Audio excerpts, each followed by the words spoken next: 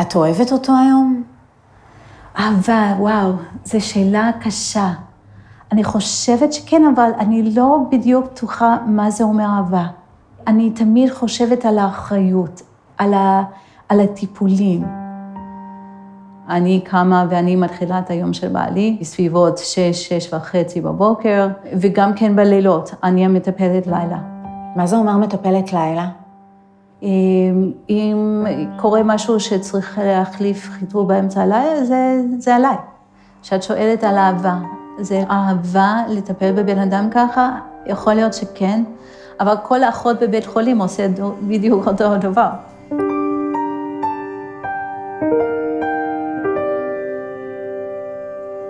הוא היה כל כך חכם, אפשר להגיד. הוא אהב ספרים. עד היום הוא הולך עם ספר ביד כל הזמן. זוכרת את ההתחלה? האמת היא שאי אפשר לדעת בדיוק מתי זה התחיל. הוא היה עורך דין למיסים בינלאומי, ממש מומחה בתחום, ופתאום קרה משהו בעבודה, ויום אחד הוא כעס שהוא חזר ממש מאוחר. וכששאלתי אותו, נו, אז לפחות סיימת את הפרויקט, הוא אמר לי, מה אכפת לי? זה כבר לא היה האופי שלו.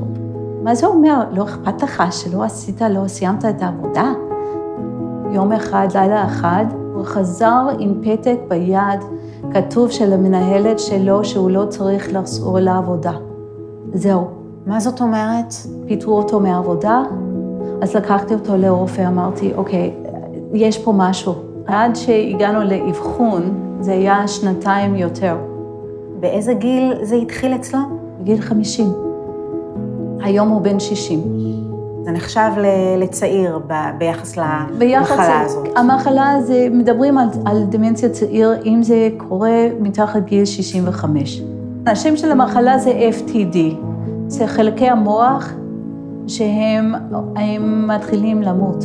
החלק הפרונטלי שלו פה. שעל מה זה משפיע? על ההתנהגות לאנשים, על הקוגניטיביה. אבל הוא עדיין איש חברתי. אבל הוא לא יכול לתקשר. הוא לא יכול לתקשר. גם לא באמצעות כתיבה, מחשב? כלום. אני אפסיק אותך רגע, כי יש פה מכשיר שמדי פעם עושה הודעות. כן. זה שלי. אז אולי תחבי אותו בינתיים, את יכולה? לא. זה בעיה? כן. אני אף פעם לא חושית. לשים את זה לידי ולהגיד לי... כתוב באנגלית מטפל, רני. מטפל? מטפל. אם אתה רואה מטפל, אז זה חשוב. את צריכה כל הזמן להיות באיקון. תמיד. דרוכה. תמיד. המון אחריות עלייך. המון. בעלך מזהה אותך היום? אני אגיד לך האמת, שונאת את השאלה הזאת. אנשים שואלים את זה כל הזמן, שומעים דמנציה, חושבים על אלצהיימרס, בעיות עם זיכרון. האמת שעד היום, אפילו שהוא לא יכול כמעט לדבר, לא להתקשר, לא להגיד לי שחם לו, קר לו, יש לו איזה כאב, שהוא כן מזהה אותי, עם העיניים, בלי מילים. אבל מה זה אומר? שהוא לא חולה? למה השאלה הזאת אבל מעצבנת אותך? כיוון שזה ממש לא שאלה, לא אכפת לי אם הוא מזהה אותי או לא. איך לא אכפת? כי הוא בן אדם שכבר שיניתי את הקשר איתו. עמדנו מתחת החופה, זה נכון, התחתנו, והיו לנו כמה שנים מאוד מאוד טובות, אבל היום אין לי בן זוג. אין לנו את הזוגיות. היום-יומי שלי זה מה שאכפת לי. תשאלי אם הוא אלים היום, אם הוא הלך עם חיוך. הבוקר אני ראיתי את החיוך שלו. הוא התחיל איזה יום במצב רוח יפה. כשאת אומרת שאין לך בן זוג, כמה שנים זה ככה? 6, 7, 8 שנים, משהו כזה. זאת החלטה לא פשוטה בכלל. בכלל לא פשוטה, חיים לא פשוטים. ויכול להיות שאני אגיע ליום שההחלטה הזו תהיה אחרת. אבל סוזן, יש משהו שאני לא מבינה. מה? איך אפשר לוותר על אהבה? אני לא יודעת שאני ויתרתי על אהבה. עדיין יש איזה קשר, איזה סוג של קשר, כי יש לנו את ההיסטוריה, ויש לנו את הילדים. כמה זמן הייתם נשואים עד המחלה? 30 וכמה שנים. זה הרבה. הרבה, כן. יש הרבה זיכרונות. נכון, היו חיים.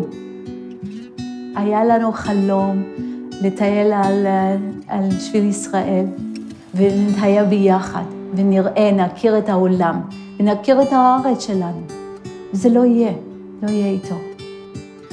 את מדברת איתו? את משתפת אותו במחשבות? פחות ופחות. עם המצב שלו אני יותר שקטה, אני יותר חושבת על מה, אם זה יגרום לו נזק, מה שאני אגיד לא אגיד, כן. איך שאני אפנה עליו. את נזהרת לא להעליב אותו בגלל שהוא לא יכול להחזיר לך? כן, כן. זה קשה. זה קשה, זה קשה. מה את אומרת לעצמך בשביל להתרומם? האמת היא שאני לא אומרת לעצמי, אני כותבת לעצמי, אני כותבת הרבה. אני הולכת, אני צועקת לפעמים שכל אחד, שאין אף אחד בבית. מה הכי אכזרי בעינייך? וואו, קשה. בשבילו או בשבילי? מה שאת רוצה.